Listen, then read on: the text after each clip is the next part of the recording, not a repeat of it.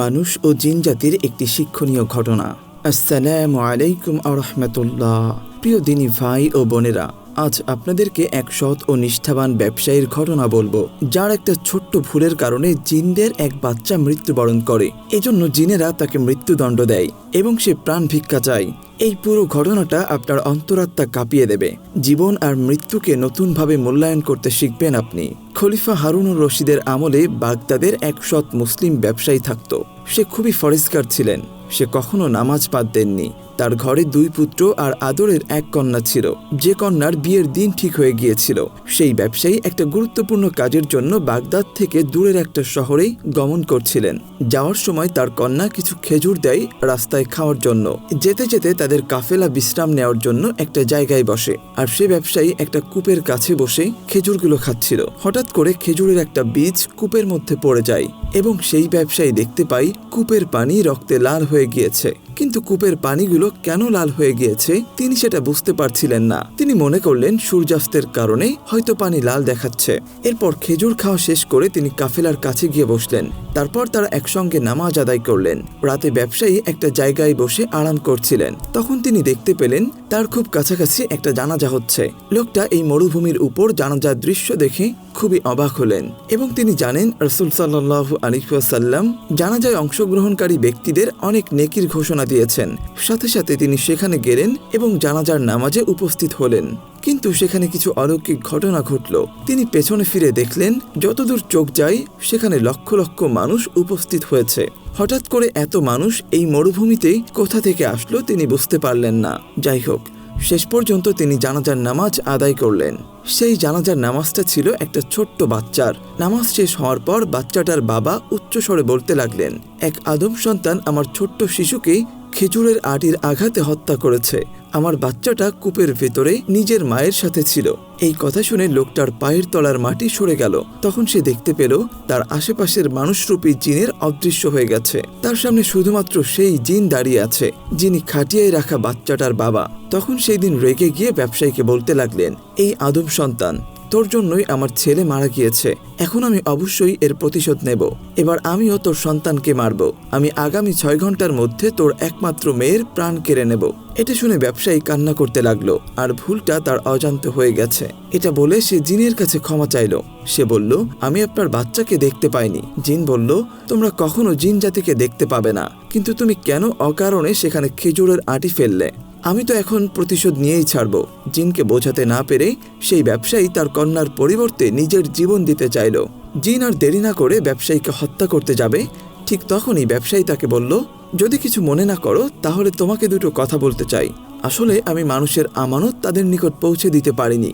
যদি আমি মানুষের হক আদায় করতে না পারি তাহলে বান্দার হক নষ্ট করার জন্য কিয়ামতের দিন আমি কঠিন সন্নিকটে পড়ে যাব। এছাড়াও আমার আদরের কন্যার বিয়ে কয়েকদিন পর, আমি সেই বিয়ের কাজটা সম্পূর্ণ করতে চাই। জিন তার কথায় রাজি হয় না। তখন ব্যবসায়ী বলে, ঠিক আছে, আমি প্রভুর কাছে বলবো, হে প্রভু, তোমার এই জিন আমাকে বান্দার হকটাও ঠিকমতো আদায় করতে দেয়নি। এই কথা শুনে জিনের অন্তর কেঁপে উঠল, কারণ সেও আল্লাহকে ভয় পায়। তাই সে লোকটাকে বলল, ঠিক আছে, তুই কয়দিন সময় চাস? ব্যবসায়ী বলল, 40 দিন হলেই আমি আমার সকল দায়িত্ব পূর্ণ করে আসতে পারবো। তখন জিন বলল, 40 দিন পর সন্ধ্যার সময় তুই এই কূপের কাছে চলে আসবি। এরপর ব্যবসায়ী আল্লাহ তাআলার কসম খেলেন এবং জিনের সাথে প্রতিশ্রুতিবদ্ধ হলেন। এজন্য জিন তাকে সেখান থেকে যেতে দিল। এরপর ব্যবসায়ী আল্লাহর জিকির করতে করতে সামনের দিকে এগোতে শুরু করলো। বাড়ি পৌঁছানোর আগ পর্যন্ত তিনি ইস্তেগফারের সাথে ছিলেন, আর প্রতিদিন রাতে প্রচণ্ড কান্নাকাটি করে আল্লাহর কাছে ক্ষমা চাইতেন। বাড়ি পৌঁছেও তিনি সবসময় আল্লাহর দরবারে হাত তুলে কান্নাকাটি করতেন। এমন আচরণে তার পরিবারের লোকজন খুব চিন্তায় পড়ে যায়। তারা ভাবে, এর আগেও তো সে ব্যবসার কাজে বিভিন্ন জায়গায় গিয়েছিল, কিন্তু হঠাৎ করে তার এমন পরিবর্তন কেন?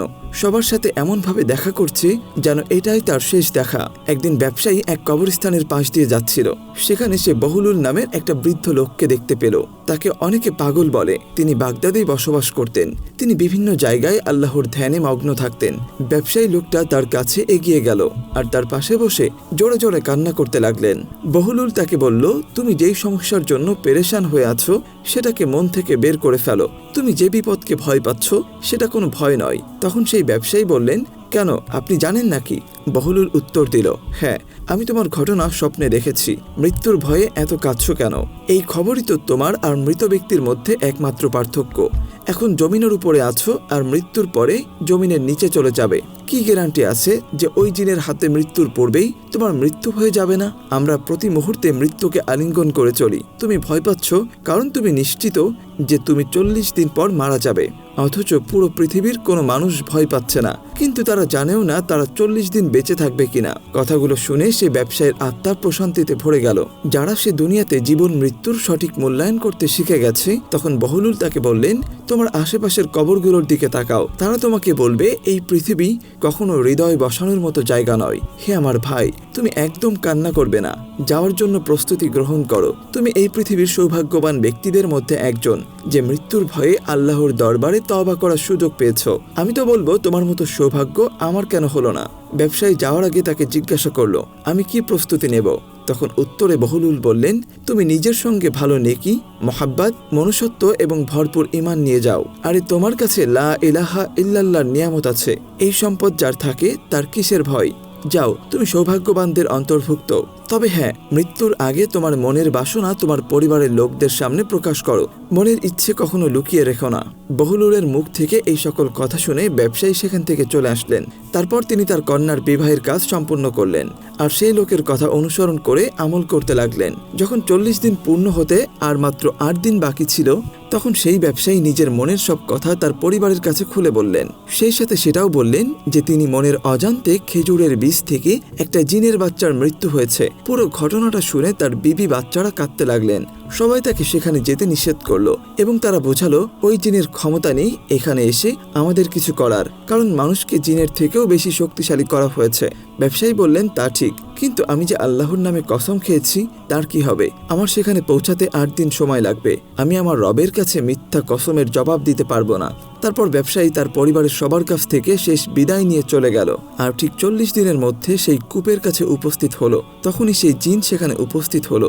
ব্যবসায়ী তাকে বলল, দেখো, আমি আমার প্রতিশ্রুতি ভঙ্গ করিনি। তোমাকে অনেক ধন্যবাদ যে তুমি আমাকে 40 দিন সময় দিয়েছো। এই সময়ের মধ্যে আমি আমার সব কাজ শেষ করেছি আর আখিরাতের জন্য সামান্য পত্র গুছিয়ে নিয়েছি। সেই ব্যবসায়ীর মুখে নূর জ্বলজ্বল করছিল আর সে প্রশান্তিময় হাসি হাসছিল। জিন তাকে বলল, নিঃসন্দেহে তুমি তোমার প্রতিশ্রুতি রক্ষা করেছ, কিন্তু তুমি চাইলেই তা ভঙ্গ করতে পারতে। কিন্তু তুমি জেনে শুনে কেন নিজেকে মৃত্যুর মুখে ঠেলে দিলে? তখন ব্যবসায়ী বললেন, মৃত্যুকে এখন আমার আর ভয় করে না। নবী করিম সাল্লাল্লাহু আলাইহি ওয়াসাল্লাম বলেছেন, মৃত্যু মুমিনদের জন্য উপহার স্বরূপ, আর আমি সেই উপহার তোমার কাছ থেকে নিতে এসেছি। তার কথা শুনে জিন তাকে বলল, তোমাকে হত্যা করে আমার সন্তানের প্রতিশোধ নেওয়া আর হবে না, বরং মনে হচ্ছে তোমাকে হত্যা করলে তুমি বড় পুরস্কার পেয়ে যাবে। আমি তো প্রতিশোধ নিতে চাই, তোমাকে খুশি করতে চাই না। আর প্রতিশোধের মৃত্যু তো তাকে বলে যার চেহারায় ভয় রয়েছে, কিন্তু তোমার চেহারায় তো মৃত্যুর ভয় নেই, বরং মৃত্যুর আকাঙ্ক্ষা রয়েছে। তোমার হৃদয় ঈমানে পরিপূর্ণ। তুমি যে রবের ইবাদত করো, আমিও সেই রবের ইবাদত করি। তার কথা শুনে ব্যবসায়ী অবাক হয়ে গেল আর সাথে সাথে মোনাজাত ধরলেন। তার সাথে জিনও মোনাজাত ধরলেন। তার 1 ঘন্টা ধরে আল্লাহর নিকট নিজেদের গুনাহের জন্য মাপ চাইল। প্রিয় বন্ধুরা, এই ভিডিওতে মৃত্যু নিয়ে এমন কিছু শিক্ষা লুকিয়ে আছে যা আমাদের প্রত্যেকটি মানুষের জন্য অত্যাবশ্যকীয়। আশা করি আপনারাও এই শিক্ষামূলক কথাগুলো নিজেদের ব্যক্তিগত জীবনে অ্যাপ্লাই করবেন, ইনশাআল্লাহ।